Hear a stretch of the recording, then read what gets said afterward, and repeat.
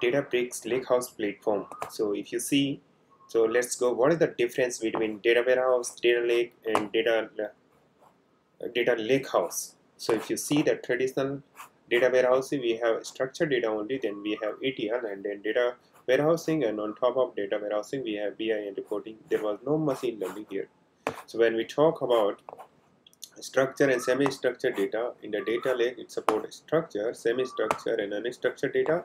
But we do ETL, we put in data warehousing, then data science can use directly from data lake as data warehousing.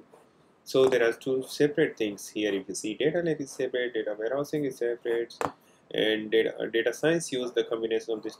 Machine learning directly used from data lakes.